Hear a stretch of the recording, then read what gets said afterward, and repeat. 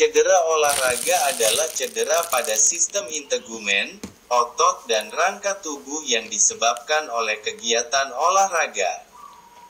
Seorang pelatih dan atlet perlu memiliki pengetahuan tentang jenis cedera, penyebab cedera, pencegahan cedera dan prinsip penanganan cedera agar dapat melakukan penanganan awal dan proses pengawasan cedera olahraga. Secara umum patofisiologi terjadinya cedera berawal dari ketika sel mengalami kerusakan. Sel akan mengeluarkan mediator kimia yang merangsang terjadinya peradangan. Mediator tadi antara lain berupa histamin, bradikinin, prostaglandin, dan leukotrien. Mediator kimiawi tersebut dapat menimbulkan vasodilatasi pembuluh darah serta penarikan populasi sel-sel kekebalan pada lokasi cedera. Secara fisiologis respon tubuh tersebut dikenal sebagai proses peradangan. Proses peradangan ini kemudian berangsur-angsur akan menurun sejalan dengan terjadinya generasi proses kerusakan sel atau jaringan tersebut. Diagnosis cedera ditegakkan berdasarkan gejala, keterangan dari penderita mengenai aktivitas yang dilakukannya dan hasil pemeriksaan fisik. Tanda akut cedera olahraga yang umumnya terjadi adalah tanda respon peradangan tubuh berupa tumor atau pembengkakan kalor atau peningkatan suhu, rubor atau warna merah, dolor atau nyeri, dan atau functioleisa penurunan fungsi. Nyeri pertama kali muncul sesaat ketika serat-serat otot atau tendon mulai mengalami kerusakan yang kemudian terjadi iritasi saraf. Apabila tanda peradangan awal cukup hebat, biasanya rasa nyeri masih dirasakan sampai beberapa hari setelah onset cedera. Kelemahan fungsi berupa penurunan kekuatan dan keterbatasan jangkauan gerak juga sering dijumpai. Pemeriksaan diagnostik dilakukan untuk melengkapi informasi yang diperoleh dari anamnesis atau wawancara dengan penderita, serta pemeriksaan fisik. Pemeriksaan diagnostik yang dilakukan dapat berupa CT scan, MRI, artroskopi, elektromiografi, dan fotoronsen. Penanganan cedera tergantung pada jenis cedera dan tahap peradangan yang terjadi. Ketepatan diagnosis jenis cedera beserta tahap proses peradangan yang terjadi pada fase akut, subakut maupun kronis merupakan hal yang sangat berpengaruh pada keberhasilan terapi. Teknik fisioterapi banyak dipergunakan untuk mengatasi cedera.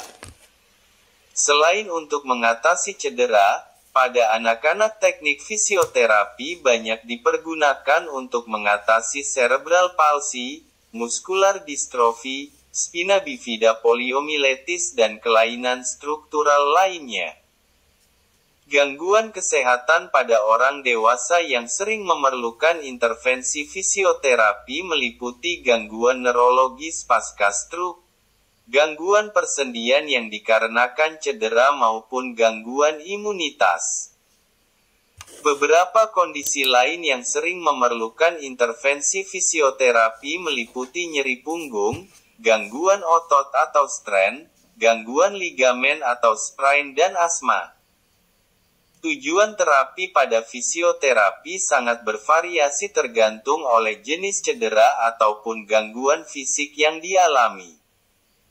Pada kasus cedera, fisioterapi dilakukan untuk meningkatkan kekuatan otot, mempercepat proses penyembuhan, mengurangi rasa nyeri serta mengembalikan mobilitas dan ketahanan kerja otot pasca cedera.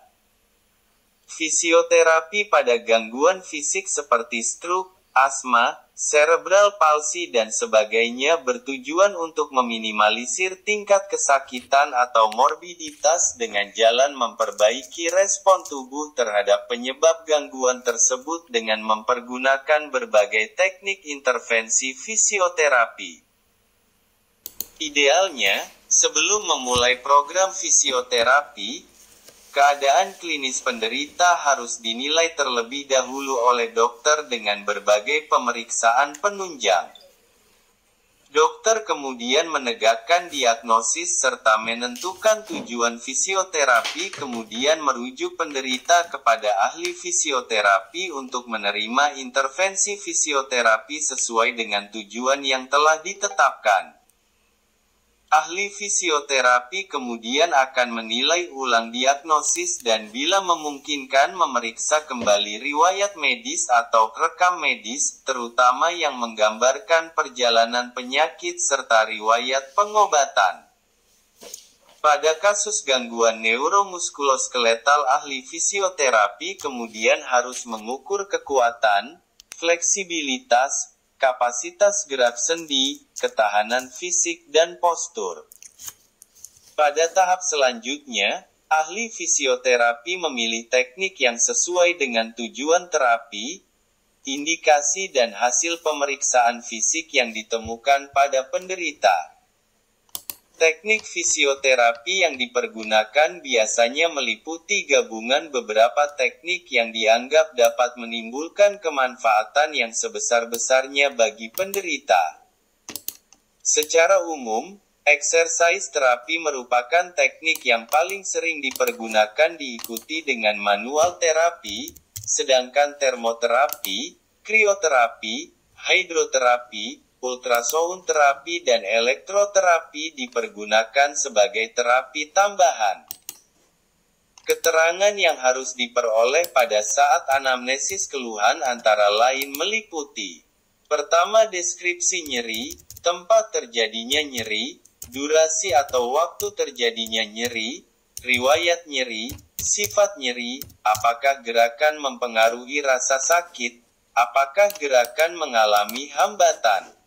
Pada pemeriksaan fisik, seorang ahli fisioterapi harus menguji jangkauan gerak, kekuatan, dan fleksibilitas otot. Keseimbangan, postur dan ketahanan fisik juga dapat diperiksa dengan berbagai metode. Pemeriksaan fisik juga mengamati kelainan atau keterbatasan mobilitas. Selain pemeriksaan fisik, pada beberapa kasus, ahli fisioterapi memerlukan pemeriksaan penunjang seperti pemeriksaan ronsen, goniometer, dan sebagainya. Setelah pemeriksaan fisik dilakukan, ahli fisioterapi kemudian meringkas diagnosis, rencana, tujuan serta metode fisioterapi, melaksanakan terapi dan mengevaluasi hasil terapi. Hasil evaluasi dapat dipergunakan sebagai indikasi menghentikan terapi apabila target terapi sudah dicapai. Apabila target terapi belum tercapai, dilakukan penyusunan rencana ulang terapi, dan seterusnya.